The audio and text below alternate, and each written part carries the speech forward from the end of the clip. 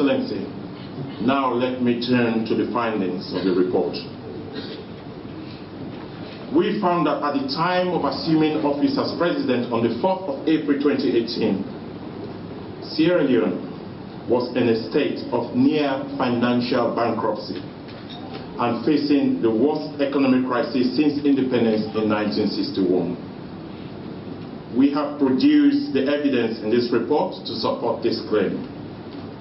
Your Excellency, we found that at the time you assumed office, the international reputation and credibility of Sierra Leone was battered and at its lowest ebb because of the rampant corruption, gross mismanagement, and leadership failure of the former APC government, making Sierra Leone the most corrupt country in the world and one of the poorest. Also, Your Excellency, we found a shocking level of complete disregard and disrespect by the former APC government for law and order, democratic accountability, and constitutional order. This is a new direction, new generation, new government. Maada, we already talk about delivery. So we got to make sure we start with this road here for 2 and 4. But we therefore work with people that wouldn't get interest for transform Lagos. For the first time when we do road, please make sure if they give 100 million loans, if it's possible, use 99% of that for the road. Many people then say you don't do the road. That 1% you put on our pocket, not a bad thing. Professor, let me talk now about the issue. We don't be concerned, I foresee for over a week now, from Sierra Leoneans them, where they save money in a commercial banks them. People that don't they complain, see, then they gonna banks them, the bank they tell them say money no day. Waiting and the request for the bank no they able for give them the exact money. When are they your money, then give the bank them for keep. The bank then they say money don't short in. Waiting really they happen. Well, money not shorting at this country. Money shorting at the banking system. Why? Well, at the beginning of the year, before COVID, we may know so we get enough money to service this economy. Typically, if we look at the amount of money we can order, over the years, with the other 100 million notes, and that they last for 2 years, meaning that 50 million notes. If you saw the videos that I played in the intro there, it's just to give you guys an idea of where we at as a country today. You know, these guys came with this, oh man, they're gonna come fix this Sierra Leone. Sierra Leone is gonna be this beautiful paradise, this beautiful, you know, there would be no other country like Sierra Leone. Oh no.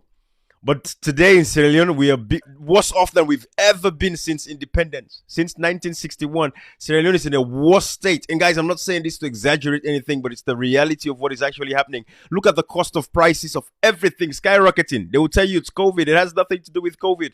It's because these guys are not subsidizing nothing. Fuel price that used to be subsidized, that was subsidized by the APC government of former President Nkrumah, it is no longer being subsidized by these guys.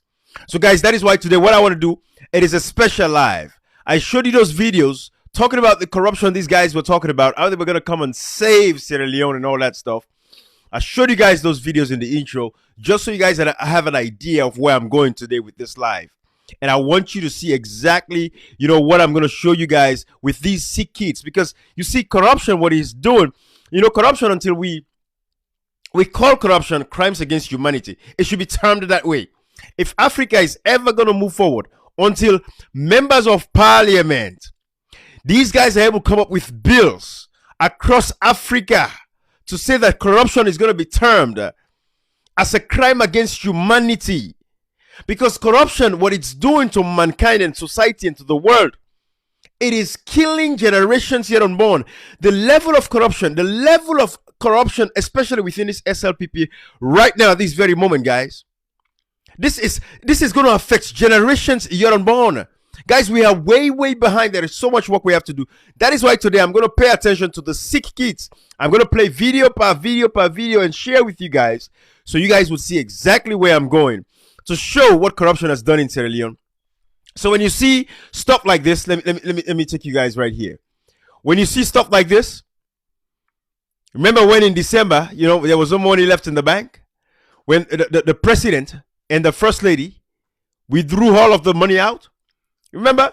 5.2 billion in December. This year, we haven't heard anything. We're not hearing nothing yet, but we are waiting to see what we're going to hear from that. Right? From what they withdrew in December. We don't know. We haven't heard. But this was 2020 December. 2020 December. This was what they did. Withdrew all the money. And I just played the video of the bank governor confirming everything I was saying. As far as money not being in the banks, right? So that is why today I want to share with you guys. Guys, let me start with the first video. I want you guys to see this so you can see exactly where I'm going, because again, like I said, this live is going to be short, but it's dedicated to these sick people, because these governments, what we're not going to do is sit back and allow these governments to get away and not pay attention to the problems of the people. And guys, you know why I'm doing this live today for these sick kids and, you know, sick people across Sierra Leone? Why this live is only going to be for them? It is because, again, SLPP only have about 10 months left in power. 10 months. They got to go. In about 10 months, they are going. Because when it comes to 2022 again, 2022 don't begin, it don't dawn, as far as we know, right? These guys are going to go. And they only have 10 months left in office. So this is why it is very important that they pay attention to these people. Because what they're going to be doing now is, it is going to be massive. The level of corruption, the level of thievery is going to be massive. Because they don't care anymore. And they're going to keep, you know, accumulating wealth to bring back to the United States, to bring back in Europe. And that is why in my open letter to President Joe Biden, I made it clear that every Sierra Leonean that has dual citizenship, that is serving in the SLPP government, when they come back to this country, they should be prosecuted. I think it's time they lose their citizenships. That is one thing I'm going to fight for and advocate within the halls of Congress in this country, because these guys cannot get away with impunity. They cannot go to Africa, loot Africa, destroy Africa, bring the wealth to the United States, and leave our people suffering. And then, you know, we sit back and allow them to continue to foster. We're not going to let that happen anymore. So guys, let me start with the first video. I'm going to share that video with you. I want you guys to see how these guys have failed. You know, Sierra Leone has failed. And guys, when I'm not making this lightly when I tell you guys that in 2028, I'm going to contest the presidency. I know what I'm saying and I know where I stand. And I want you all to understand. Because again, when the APC takes over in 2023, we're going to watch them closely. If the APC thinks it's going to be status quo, because guys, remember, you all know where I stand. If APC is out of power today, I contributed immensely. But we said we want to change. Who did I fight for? You guys know who I was fighting for. I had no iota of idea that SLPP was going to win an election, right? Especially for somebody who hasn't worked for 22 years. Maada, you not work for 22 years, then go make a president and will come back. What a shame. But guys, you guys know where I stand, and that is where I'm going to stand. And that is why I'm holding SLPP's feet to the fire. So that useless one, they can come to me Facebook page, they can't comment. They don't know. These people don't research. They don't go back to check and see, say, where was this guy in 2017? Let me look back through his page and see, what was he saying back in 2017 at least? What was he saying in 2018? They don't do that. They didn't do them for research and go back. And my page, I'm saying it again, it is a treasure trove. My Facebook page has so much stuff that these guys can go back and just do a mere research. But the average Sierra Leonean, the average African does not research. And that is why we have terrible leaders like Maada come back and be president in our country. But guys, I want you to pay attention to this, because these people are forgotten. These souls are perishing. These souls are, are being destroyed. The government has failed them. When you look at the Constitution, Section 8, it says we have a social objective. The government has a responsibility to provide adequate health care to its people. They have failed the people. Let me show you guys what I'm talking about. See, Section 8. Social objectives. You see? You look at 2A. Every citizen shall have equality of rights, obligations, and opportunities before the law. So guys, brace yourself. I'm going to start with the first video.